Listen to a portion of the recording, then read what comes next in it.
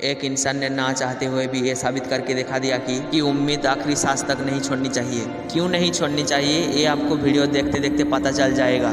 भगवान श्री राम ने 14 वर्ष का वनवास काटा था, लेकिन वो जंगल था, वहाँ पर खाने पीने की व्यवस्था कर दा सकता था। लेकिन क्या हाल होगा आपका अगर आपको 14 महीने के लिए बीच समंदर में एक छोटी सी नाव पर छोड़ दिया जाए। उस नाव का कंट्रोल सिस्टम भी आपके हाथ में ना हो, ना तो आप बाहरी दुनिया से संपर्क कर पाए, ना ही दूर दूर तक किसी इंसान की शक्ल देख पाए, ना तो आपकी सर के ऊपर छत हो या तो सोने के लिए जमीन, ना तो खाने के लिए खाना हो या पीने के लिए पानी। अगर हो तो सिर्फ 2 चीज, ऊपर खुला आसमान और दूर दूर तक फैला तूफानों से भरे समुद्र। ऐसी परिस्थिति में सर्वाइव करने की सोच में भी मात्र से ही रूह काम जाती है। तो सोचो कोई इंसान 14 महीने तक कैसे रह सकता है, कैसे जिंदा रहा होगा बीच समुद्र में। ये कहानी है ऐसे एक इंसान की जो ना चाहते हुए भी बीच समुद्र में तूफानों बीच अचानक से गुम हो गया और इन भीषण परिस्थितियों का सामना करना पड़ा। पूरी पृथ्वी पर जितने भी जमीन मौजूद है उसे मिला भी दिया जाए तो भी उससे 3 गुना बड़ा है पैसिफिक ओशियन। अगर यहाँ कोई खोता है तो बहुत ही कम चांस है उसे ढूंढ पाना। एक कहानी है सल्वाडोर अरांगा की, जो मेक्सिको का रहने वाला एक मछुआरा है। वो रोज समुद्र से मछली पकड़ के परिवार का गुजारा करता था। रोज की ही तरह 17 नवंबर 2012 को अपने दोस्त कोल्डोवा के साथ मछली पकड़ने के लिए समुद्र में गया। जिस नाव में बैठकर वो मछली पकड़ने जा रहे थे वो 7 मीटर लंबी थी। वो नाव ऊपर से पूरी खुली हुई थी, मतलब उस नाव के ऊपर कोई छत नहीं थी। उस नाव के अंदर सिर्फ एक छोटा सा आइस बॉक्स था जिसमें वो मछली पकड़ के रखते थे, और उस नाव को चलाने के लिए एक छोटी मोटर लगी हुई थी। उन्हें इस बात का अंदाजा हो चुका था कि तूफान आने वाला है, लेकिन मछलियां पकड़ने के लिए वो दोनों फिर भी समुद्र में उतरे और रिक्स लेकर किनारे से 120 किलोमीटर दूर पैसिफिक ओशियन की तरफ बढ़े। रात के करीब 1 बजे वो समुद्र में तूफान की चपेट में आ गई।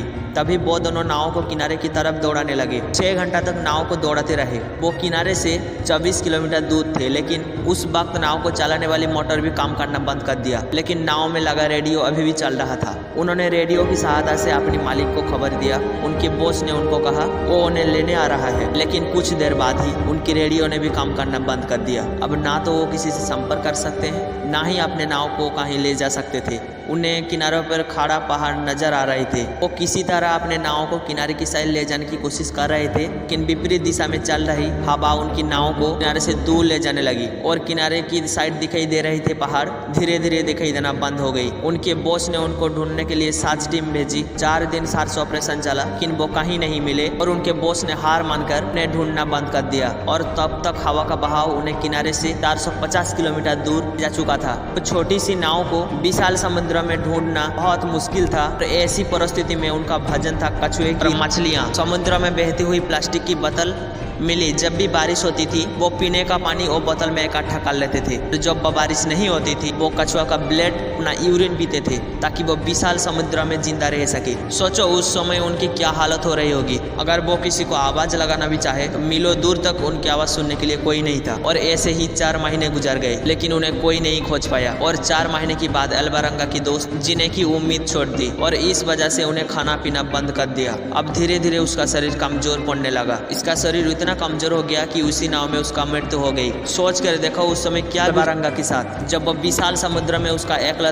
दोस्त उसको हमेशा के लिए छोड़ के चला गया। अब वो विशाल पैसिफिक ओशियन में बिल्कुल अकेला था। दोस्त की मौत की 4 दिन बाद अल्बारंगा ने भी जीने की उम्मीद छोड़ दी और सुसाइड करने के बारे में सोचा, लेकिन अल्बारंगा ने ऐसा नहीं किया। वो फिर से परिस्थितियों ने लड़ने की सोची और वो सर्वाइव करता रहा। लगभग 8 महीने बाद एक कार्गो शिप वहाँ से गुजरी। अल्बारंगा ने वहाँ पर खड़े होकर इशारे भी किए, लेकिन नाव छोटी होने के कारण किसी का भी ध्यान उसी तरफ नहीं गया और शिप सीधा निकल गया। महीनों से वो जिस घड़ी का इंतजार कर रहा था वो आखिरी उम्मीद भी उसके बहुत ही करीब से निकल गई। सोच कर देखो उस समय उस पर क्या गुजरी होगी। वो फिर से उसी समुद्र में अकेला रह गया। 11 महीने के अंदर वो छोटी सी नाव में 8000 किलोमीटर का सफर तय कर चुका था।